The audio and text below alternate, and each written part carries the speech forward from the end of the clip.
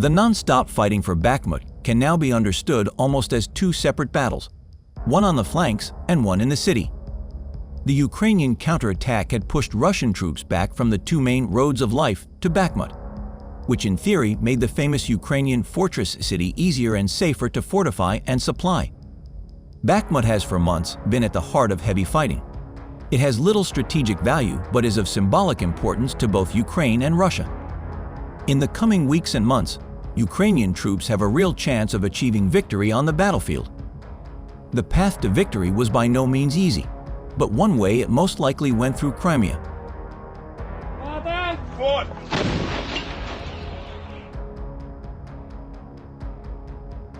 Video footage shows fighters from the 1st Assault Battalion of the 3rd Separate Assault Brigade of the Ukrainian Armed Forces towards Bakhmut, pushing back the Russian invaders by 1 kilometer, overrunning their positions and gaining a foothold on them. The commander of Tactical Group A and the founder of the Azov movement, Andriy Beletsky, announced this on his Telegram channel, publishing the corresponding video edited from the footage captured by the action camera on the helmet of the commander of the 2nd and 3rd Assault Stitch Divisions. Our Stormtroopers are assisted by aerial reconnaissance, M113 armored fighting vehicles, tanks, and 60mm mortars. This morning, the Ground Forces commander of the Armed Forces of Ukraine, Alexander Syrsky, also reported that the defenders in the Bakhmut direction continued to advance on the flanks, and the enemy was losing ground. The Colonel General also released the same video as Beletsky earlier.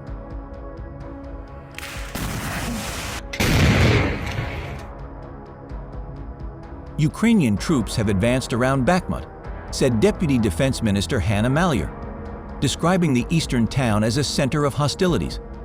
He did not say whether the long-awaited counteroffensive had begun. Separately, the Russian military said it had repelled a new offensive in the eastern region of Donetsk on Monday. The battle for the city in the Donetsk region has become the longest and bloodiest war. In a video address late Monday, President Volodymyr Zelensky thanked Ukrainian fighters for delivering the news we hoped for Bakhmut. Russian paramilitary group Wagner claims to have captured the town in late May. In recent weeks, several analysts have suggested Kiev forces are trying to outflank Bakhmut and trap the Russian units.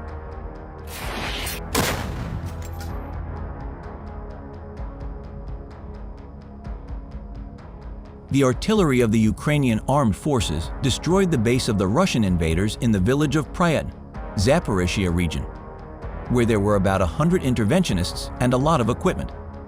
The enemy suffered heavy losses, but the exact number is unknown.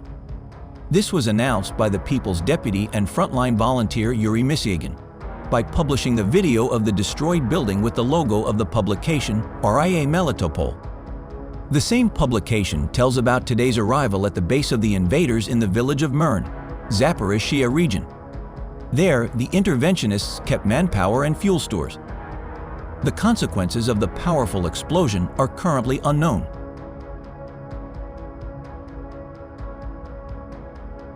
Meanwhile, Russia's defense ministry said on Monday that a new offensive by Ukrainian forces on Donetsk had been repelled. In a statement quoted by state media, it said the attackers suffered heavy casualties and 28 tanks, including 8 German-made Leopards, were destroyed. Video that Russia says is the battle for Donetsk shows military vehicles being showered with heavy gunfire in the field. Russia claims to have killed 300 soldiers and destroyed 16 tanks. There has been a significant increase in Ukrainian messaging about when and how their counterattack could form. Ukraine has been planning such a move for months, but they wanted as much time as possible to train troops and receive military equipment from the Western allies.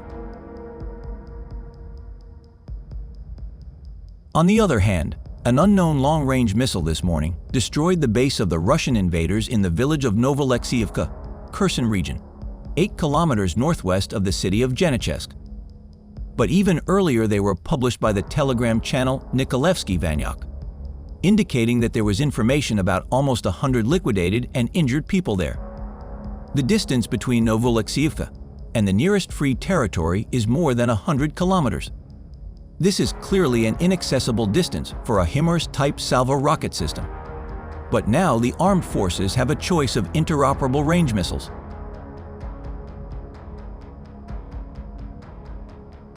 The General Staff of the Ukrainian Armed Forces reported on June 7 that Russia had lost 212,030 troops in Ukraine since the start of the full-scale invasion in February 2022, with an estimated 880 casualties as of June 6.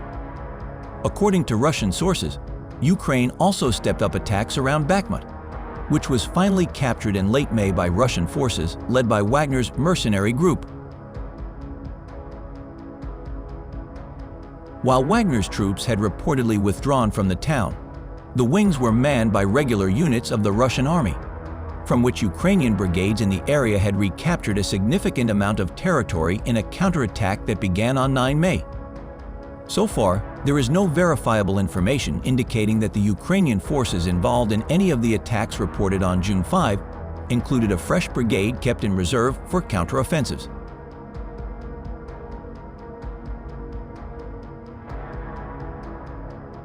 Meanwhile, TASS reported that the occupying Russian authorities in the Kherson region they control had declared a state of emergency mode of operation.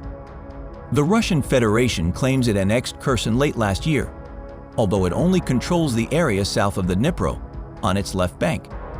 Ukraine forced Russian troops back up the river and liberated the right bank city of Kherson in November.